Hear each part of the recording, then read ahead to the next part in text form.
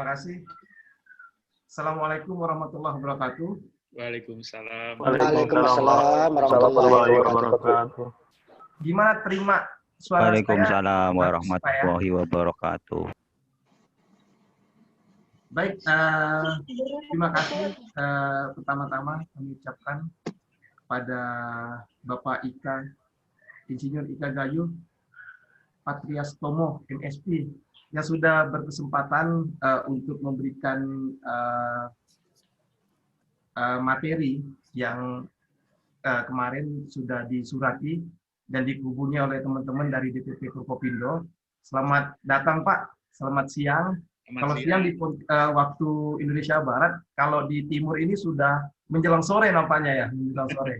Nah, alhamdulillah selamat datang juga kami ucapkan buat Bapak Mahyudin, Ketua Umum DPP Forkopindo, Bapak Idris Maheru, Ketua Dewan Pembina, para Ketua DPD, DPC Forkopindo se-Indonesia, rekan-rekan asosiasi se-Indonesia, dan juga seluruh peserta yang saya dapat informasi bahwa ada kurang lebih yang terdata itu 340 sekian yang hari ini sudah mulai masuk dan terus masuk, sudah 170 partisan, dan ini semuanya berlatar belakang macam-macam gitu, mulai dari ASN, mulai dari pemerintahan dan seterusnya, asosiasi dan seterusnya, teman-teman badan usaha dan seterusnya. Nah, ini menarik saya kira hari ini yang akan disampaikan oleh Bapak Insinyur Ika Gayuh, karena tema yang akan kita angkat atau teman-teman DPP angkat yaitu sanggah dan sanggah banding dari perspektif hukum pengadaan barang dan jasa pemerintah. Nah, ini saya kira menarik karena setiap hari, setiap kali ada lelang dan setelah selesai pengumuman, nah ini sudah mulai muncul ya ketidakpuasan dan seterusnya, ada ya macam-macam. Karena apa? Yang kita pahami bahwa setiap pengumuman pemenang pasti ada upaya keberatan terhadap proses-proses pengadaan barang dan jasa, sehingga diperlukan ajangan putusan terhadap keberatan yang diajukan dengan berdasarkan prosedur yang tidak diskriminasi, tepat waktu, efektif, dan transparan. Saya kira ini yang paling penting. Dan kriteria-kriteria sanggah yang akan saya kira akan disampaikan lebih detail lagi oleh Bapak Ika, misalnya penyimpangan prosedur, kesalahan evaluasi, persengkongkolan, penyalahgunaan wewenang. Nah, saya kira 4 poin kriteria sanggah ini yang biasanya terjadi dalam dunia konstruksi. Nah, saya kira peserta nantinya akan banyak sekali pertanyaan, dan Pak Ika siap-siap untuk menerima pertanyaan-pertanyaan dari semua peserta, karena ini sangat menarik sekali bicara masalah sanggah. Saya tidak akan berlama-lama, dan saya ingatkan sekali lagi kepada seluruh peserta webinar pada hari ini untuk mengaktifkan videonya, karena ini menjadi salah satu persyaratan kita juga. Dan selanjutnya juga saya selalu ingatkan untuk segera dan melakukan registrasi mengisi absensi yang ada di kolom chat. Mempersingkat waktu, saya berikan sepenuhnya waktu kepada Bapak Ika. Bapak.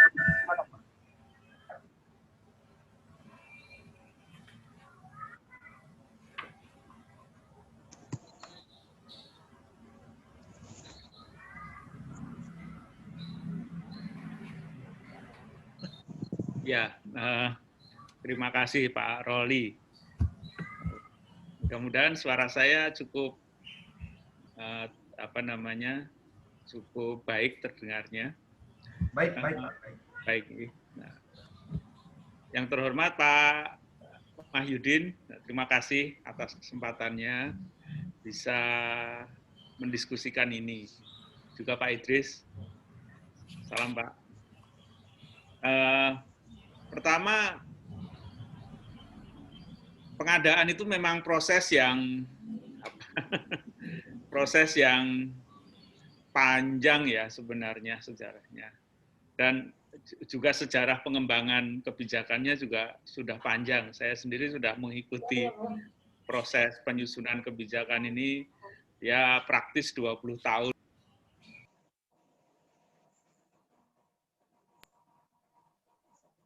praktis sudah 20 tahun saya mengikuti kebijakan pengembangan kebijakan ini. Dan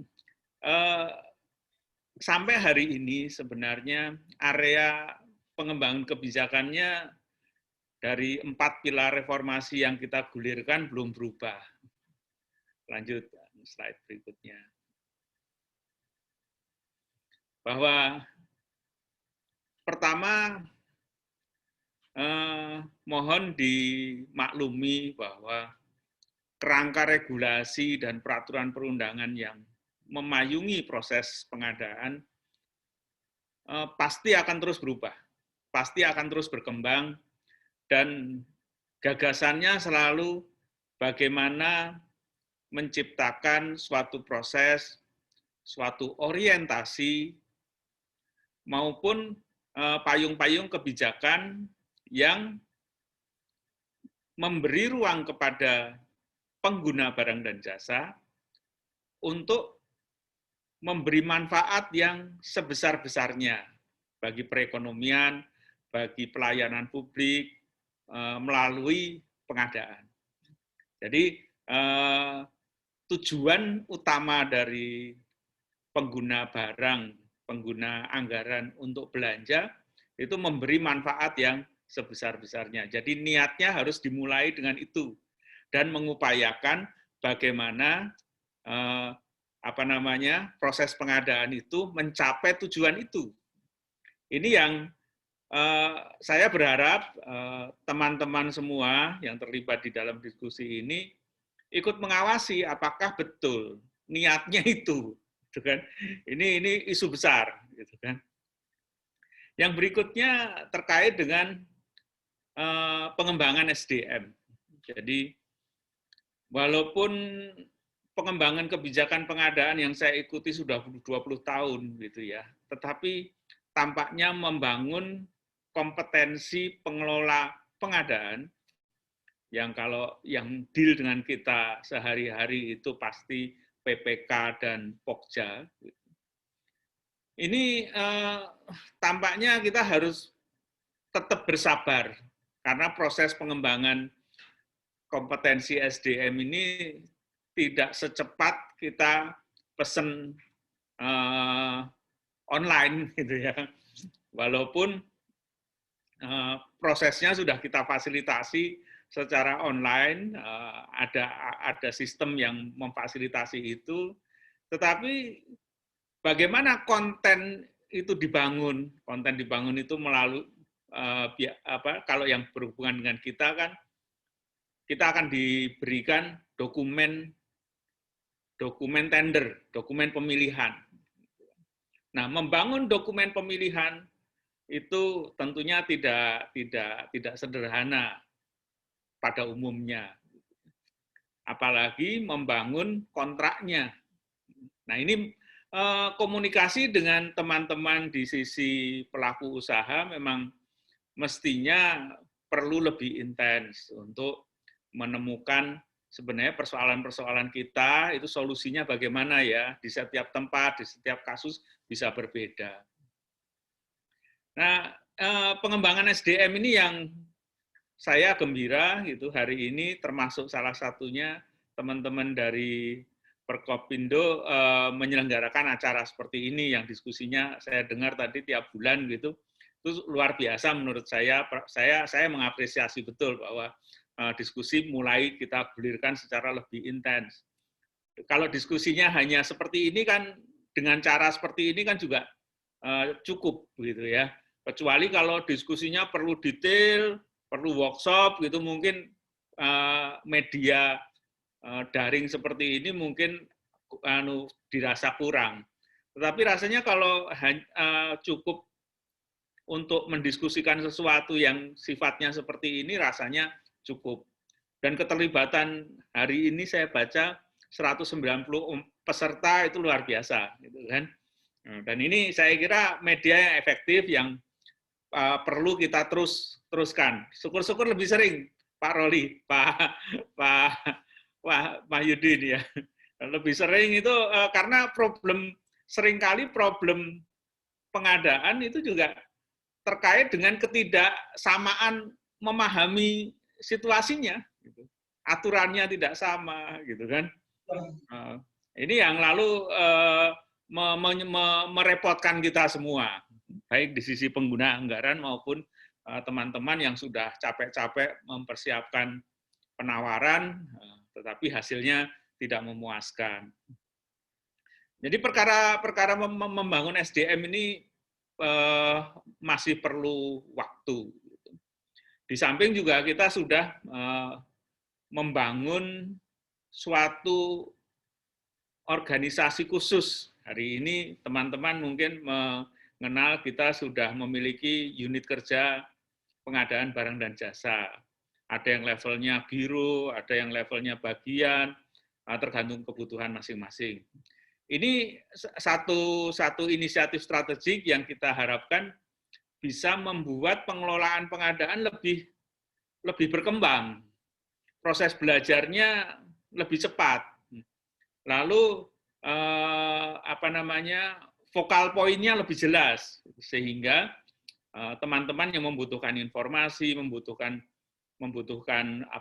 diskusi lebih gampang dibandingkan kalau pengelolaan pengadaannya tidak permanen, tidak dikelola oleh satu unit yang kompetensinya tidak kita yakini akan terus berkembang. Nah, yang berikutnya, agenda berikutnya yang juga tidak mungkin sudah merasakan sejak tahun 2008, khususnya 2010, di mana kita mencoba 100% sebenarnya elektronik.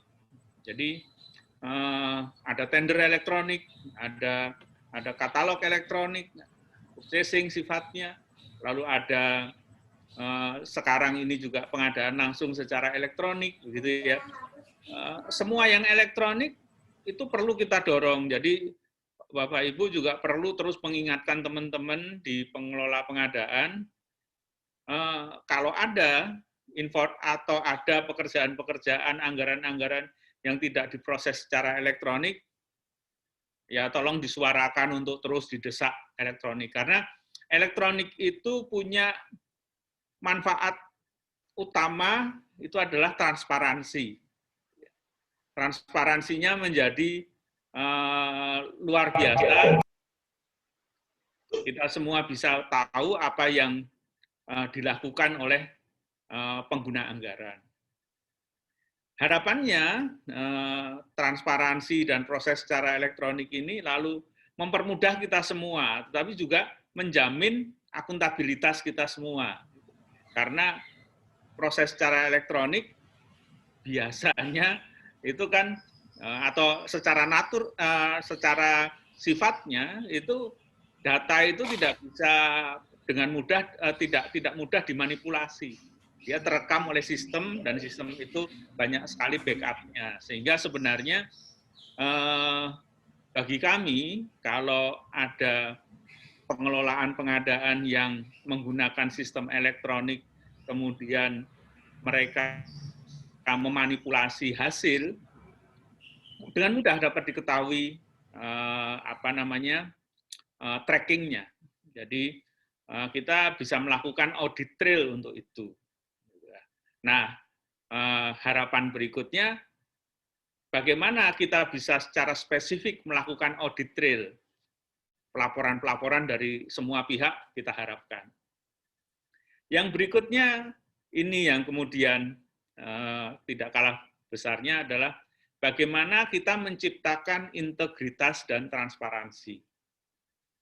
Nah, melalui sistem elektronik kita dimungkinkan untuk itu. Tetapi integritas dari orang per orang, integritas dari proses, itu sama-sama kita perlu perjuangkan. Nah, ini keterlibatan banyak pihak diperlukan untuk itu. Lanjut. Itu kira-kira kita cerita sedikit apa yang area yang harus kita lakukan dan sudah dilakukan oleh LKPP dalam hal ini. Nah, terkait dengan permasalahan pengadaan, lanjut datanya. Data permintaan keterangan ahli misalnya. Jadi memang persoalan, mohon maaf, persoalan tindak pidana korupsi atau pidana, gitu. Ini memang mendominasi persoalan pengadaan kita. Paling tidak yang sampai ke kami, gitu ya. Karena kami juga terbatas, tidak mampu memotret 100%, tetapi yang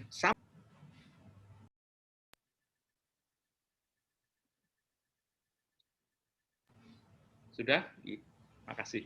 Yang apa namanya permintaan, misalnya permintaan keterangan ahli itu hampir 70% masalahnya memang di konstruksi. Jadi ini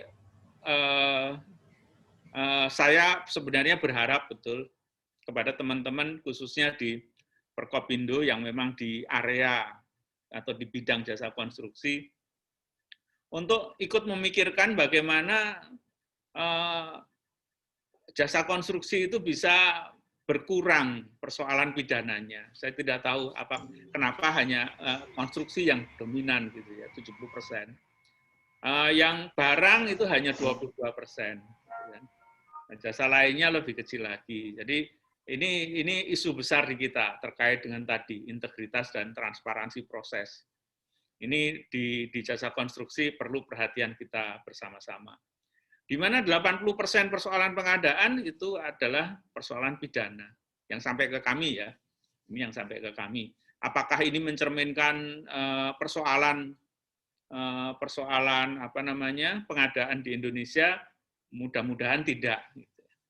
Lanjut. Nah, terkait dengan kasus-kasus pengadaan, ini cerita sedikit supaya mendapat insight. Tadi apa namanya dari 307 putusan pengadilan, ini saya katakan putusan pengadilan karena ini yang bisa kita pegang. Kalau yang lain-lain kan itu sinyalemen-sinyalemen. Gitu kan. Ternyata bahwa dari putusan pengadilan yang sampai ke kita terkait dengan kasus pengadaan, itu memang persoalannya ternyata ada 178 persoalan pengadaan barang. Konstruksinya 97. Jadi agak terbalik dengan tadi yang apa namanya yang memerlukan keterangan ahli dari LKPP. Nah, di sini ternyata yang diputus pengadilan itu lebih besar pengadaan barang. Berarti korupsinya lebih gampang di pengadaan barang mungkin. Mungkin ya, mudah-mudahan tidak begitu. Nah, terus konsultasi 19, lainnya ada 13. Di mana memang 282 dari 307 itu pidana.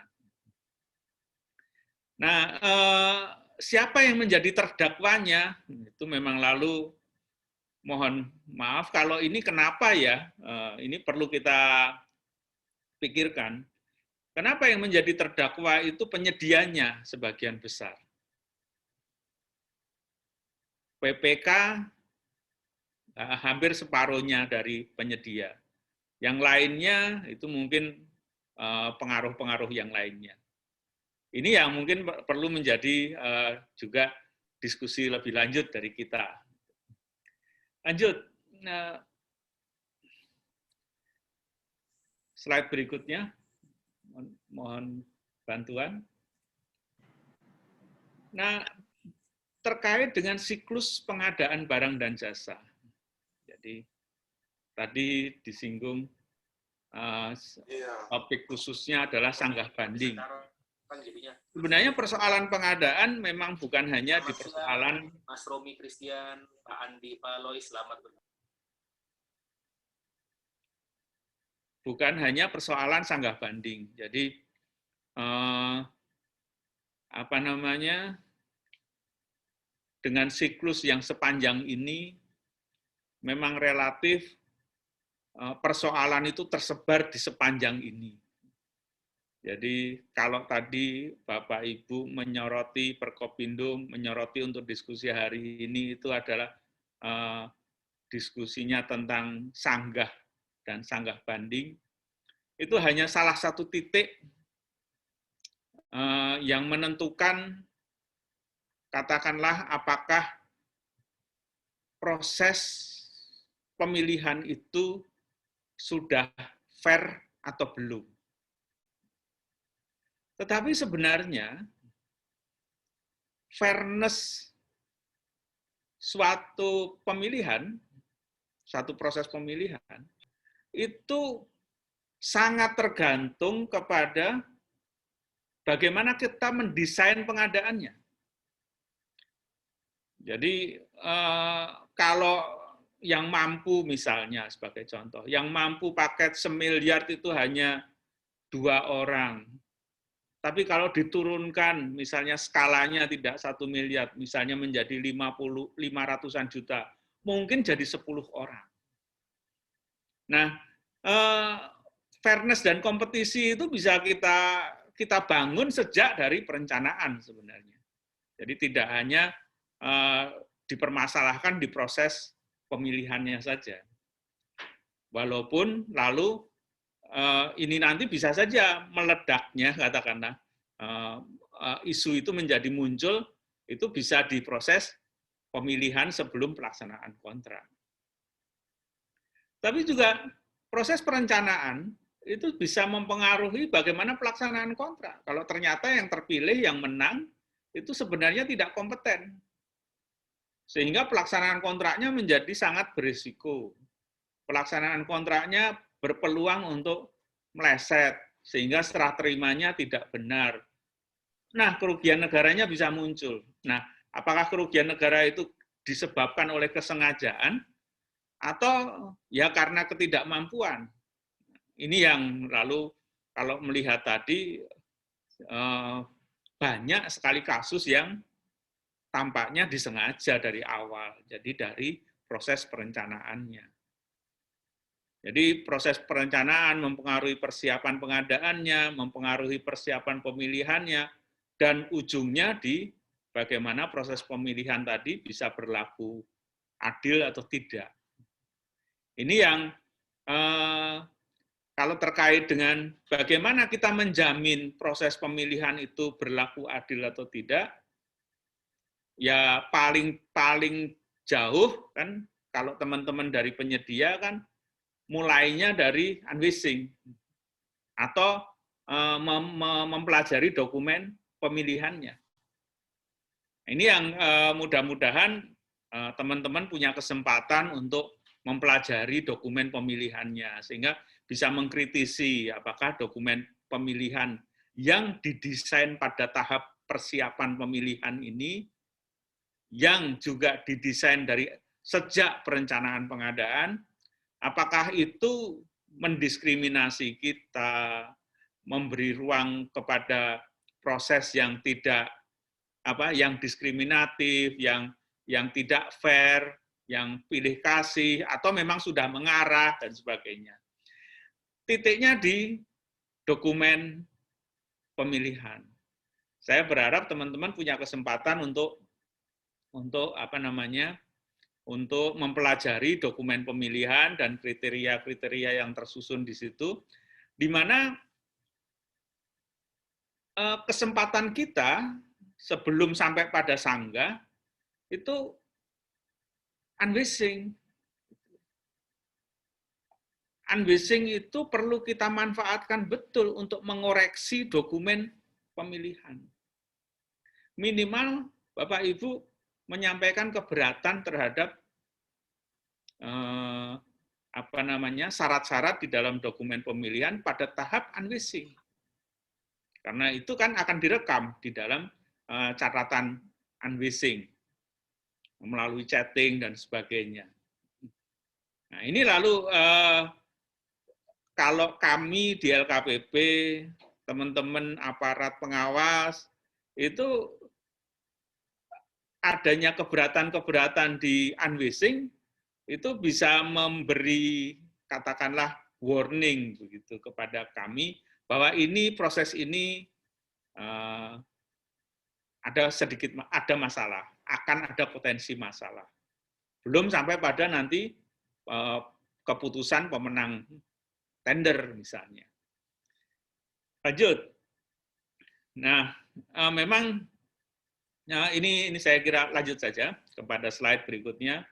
Bagaimana potensi-potensi masalah? Ini saya coba menggambarkan bahwa sepanjang proses pengadaan tadi, itu sebenarnya banyak sekali, mohon maaf kalau saya katakan, bisa saja potensi masalah itu disengaja gitu ya. Jadi perencanaan memang tidak sesuai kebutuhan. Jadi hasilnya nanti belum tentu memang. Jadi semata-mata itu untuk mengeluarkan anggaran saja. Jadi tidak sesuai dengan kebutuhan yang sesungguhnya. Kemudian jadwal tidak logis karena sebenarnya sudah tahu bahwa ini nanti penyedianya ini, gitu kan? Dia sudah siap, gitu, sehingga jadwal bagi yang lain tidak logis. Gitu. Lalu strategi pemaketan juga tidak tepat, misalnya terlalu besar atau terlalu kecil-kecil. Gitu. Yang sering muncul kan banyak pengadaan langsung, tinggal dipilih begitu saja. Tetapi lalu 100 paket penyedianya ya itu saja, gitu kan. Ini juga indikasi-indikasi yang kita bisa curiga bahwa memang ada persoalan-persoalan di depan dan sebagainya. Lanjut kepada ini yang seringkali muncul sebelum ini mungkin, bagaimana potensi-potensi penyimpangan yang sering dimanfaatkan oleh teman-teman lingkungan kita, yang tadi ujung-ujungnya tindak pidana tadi. Nah, kita berharap kita semua bisa menjaga ini, jangan sampai ada hal-hal seperti ini. Lanjut. LKPP dalam hal ini sudah menyediakan banyak hal, mulai dari peraturan, pedoman, standar, yang ya bahwa belum sempurna ya, gitu kan. Kita perlu perbaiki terus, kita sedang menyiapkan perbaikan terus-menerus. Tetapi dibandingkan dengan 10 tahun yang lalu, 20 tahun yang lalu, kita relatif sudah lebih baik daripada situasi di masa yang lalu. Lalu berkaitan dengan pengembangan SDM, kita juga sudah memiliki banyak sekali lembaga diklat yang bisa memfasilitasi pelatihan-pelatihan, sertifikasi, lembaga sertifikasinya, kita punya organisasi UKPBJ, kita punya juga kelembagaan-kelembagaan yang memfasilitasi sengketa kita. Jadi kalau teman-teman penyedia, pelaku usaha bersengketa dengan PPK, kita sebenarnya juga sudah memiliki lembaga layanan penyelesaian sengketa. Yang hari ini relatif ada di beberapa ibu kota provinsi. Jadi tidak perlu ke Jakarta, ke LKPP, itu bisa dilayani di sana, bisa diselesaikan di sana. Lalu kita sudah memiliki banyak sistem elektronik yang relatif bisa memfasilitasi hampir seluruh proses kita. Ada tender, ada katalog, ada probity, dan sebagainya. Nah, yang berikutnya kita perlu juga membangun pengawasan masyarakat, supaya tadi persoalan-persoalan yang menyimpang, yang tidak pada tempatnya, kita bisa ikuti. Dan kami sangat mengharapkan semua pihak yang terlibat di dalam pengadaan bisa memanfaatkan betul channel pengaduan yang kami bangun untuk kita bisa memetakan paling tidak daerah-daerah yang perlu mendapat perhatian kita bersama. Syukur-syukur dokumen dan bukti-buktinya bisa kita gunakan untuk melakukan penindakan atau penegakan hukum, gitu. Tapi kalau tidak cukup, ya minimal kita punya peta daerah merah, katakanlah begitu. Lanjut, Nah,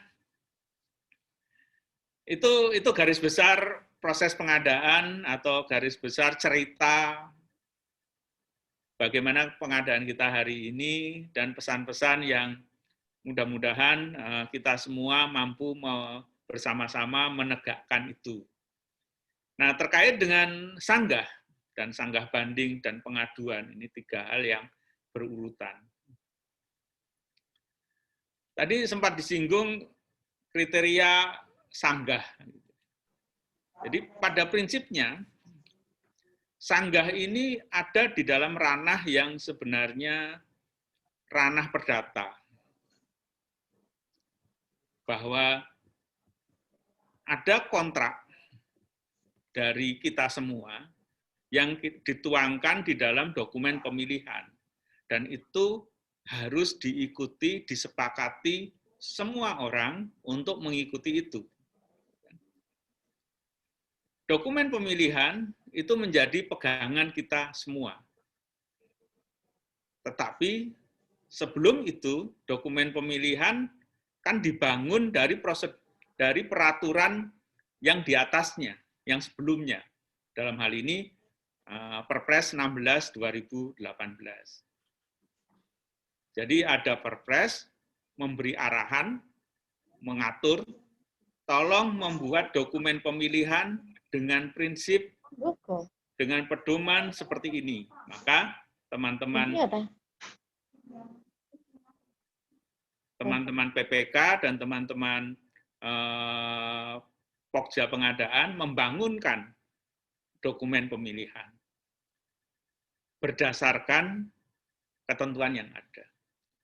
Tetapi memang di dalam dokumen pemilihan itu banyak sekali pilihan-pilihan, banyak sekali banyak sekali hal yang perlu ditambahkan, yang perlu dijabarkan untuk mengoperasionalkan ketentuan yang ada di dalam peraturan Presiden tahun 16. Ini menjadi ranahnya pengelola pengadaan. Dokumen pemilihan ini tentunya dibawakan kepada peserta atau calon peserta tender. Nah, peserta tender sebenarnya bisa mengkritisi dokumen pemilihan itu kalau ada hal-hal yang berlebihan, kurang dalam upaya persaingannya tadi. Atau lebih lanjut, kalau ternyata ada indikasi persekongkolan. Bahwa karena persekongkolan tertentu, maka dokumen pemilihannya dibangun untuk menghalangi persaingan usaha yang sehat. Bisa jadi begitu. Jadi sebelum proses sudah sejak awal dokumen pemilihannya didesain karena bersekongkol. Lalu yang berikutnya ya tentunya ada persoalan penyalahgunaan wewenang. Wewenangnya apa? Dia tidak melakukan wewenang atau dia melebihi wewenang itu. Dan yang terakhir ya manusiawi, kesalahan cara mengevaluasi. Jadi berdasarkan ini teman-teman bisa menyanggah. Tapi menyanggahnya adalah dokumen pemilihan, kalau menyanggah bunyinya harus demikian. Dokumen pemilihan tidak sesuai dengan peraturan Presiden. Dokumen pemilihan dibangun karena ada tujuan atau ada persekongkolan. Ada penyalahgunaan wewenang.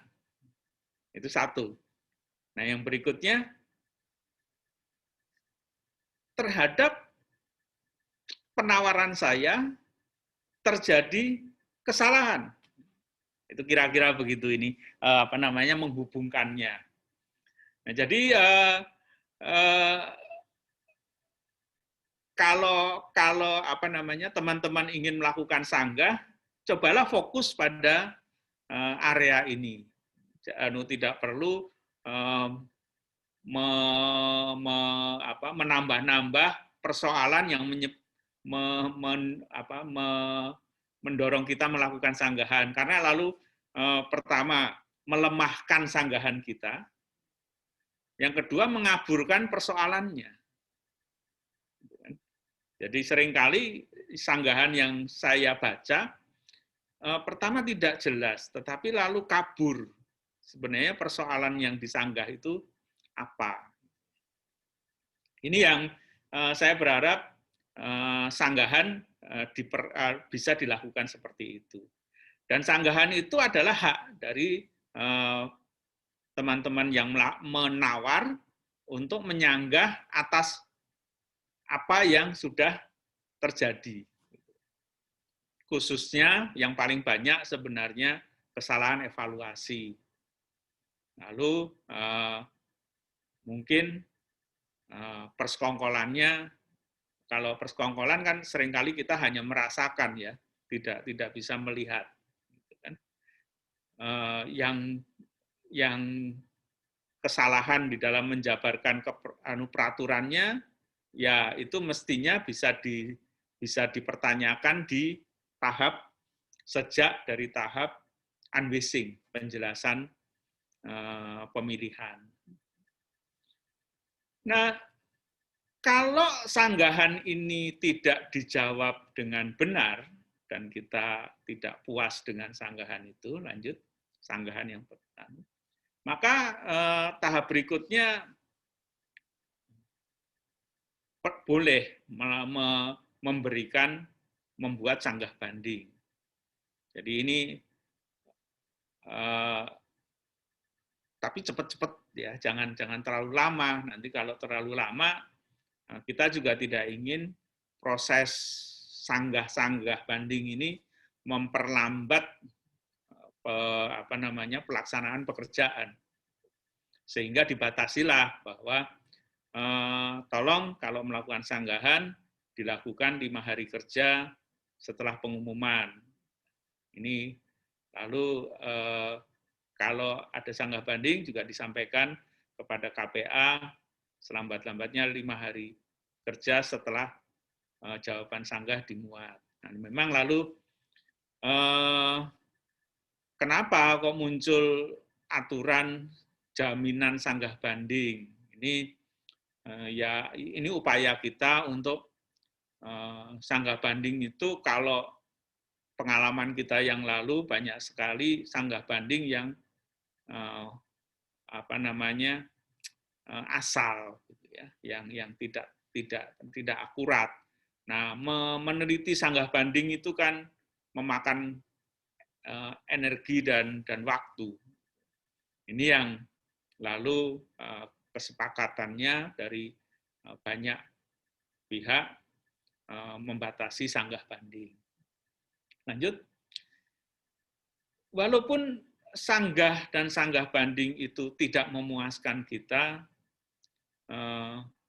Bapak Ibu, teman-teman pelaku usaha, masih punya satu kesempatan yang disebut dengan pengaduan.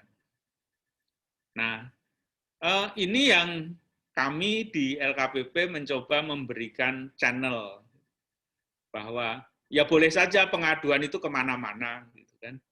Tapi kalau kemana-mana kan kita tidak punya instrumen untuk mengawasi pengaduan. Kemudian juga kita tidak yakin, kita mungkin juga tidak yakin apakah pengaduan ini akan ditindaklanjuti. Atau apakah pengaduan kita itu tidak memberi manfaat, gitu kan? Karena hanya didiamkan begitu saja.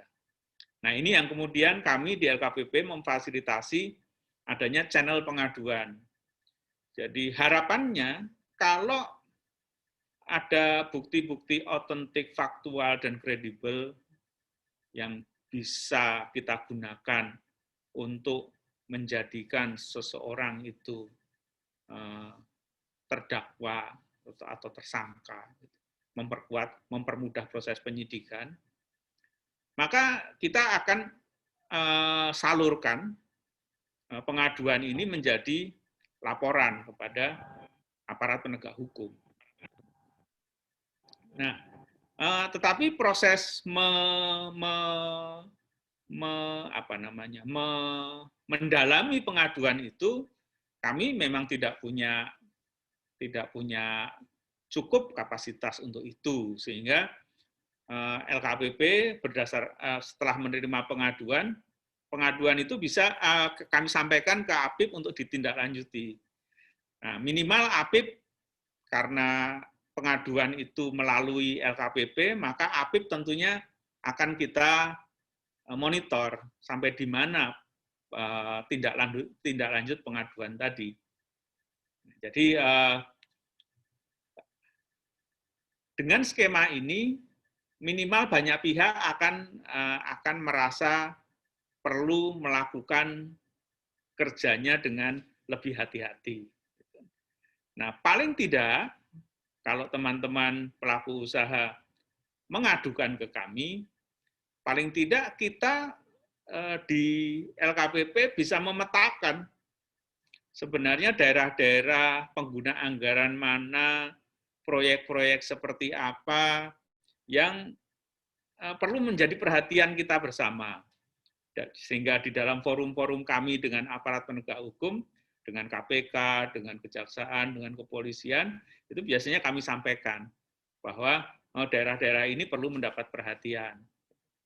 Ini yang paling tidak itulah pengaduan dari teman-teman pelaku usaha bisa kita gunakan untuk memetakan itu dan memberi perhatian untuk memonitor daerah maupun lembaga yang kira-kira pengaduannya agak dominan, tetapi agak kesulitan kita untuk mendapatkan bukti yang cukup untuk melakukan penindakan. Berikutnya, ini soal mekanisme bagaimana sanggah itu ditujukan pada pokja pemilihan. Tapi kalau sanggah banding ditujukan kepada PA ataupun KPA. Dan ini pun khusus untuk konstruksi, ya, Mir ya. Kalau yang non konstruksi nggak ada sanggah banding. Ya, ini saya agak lupa sedikit. Lalu pengaduan bisa saja ke APIP langsung, gitu. Tetapi kami sangat mengharapkan pengaduan ini bisa menggunakan channel pengaduannya LKPP untuk kami dan teman-teman lain bisa bersama-sama memonitor bagaimana tindak lanjut pengaduannya. Terkait dengan tahapannya, sanggah itu masih di dalam jadwal pemilihan, sanggah banding juga masih di dalam jadwal, tetapi kalau pengaduan itu boleh kapan saja. Nah, yang berikutnya terkait dengan jaminan, itu hanya sanggah banding yang memerlukan jaminan, ini khusus untuk konstruksi. Pengaduan tidak. Nah, semuanya itu menghentikan proses kecuali pengaduan. Pengaduan tidak menghentikan proses, tapi semua sanggah maupun sanggah banding itu prosesnya berhenti. Mungkin itu Bapak Ibu sekalian gambaran yang mendasari diskusi kita nanti. Mudah-mudahan tidak terlalu banyak yang saya sampaikan sehingga kita masih punya waktu yang cukup untuk diskusi lebih dalam. Terima kasih. Waktu kami kembalikan ke Pak Roli.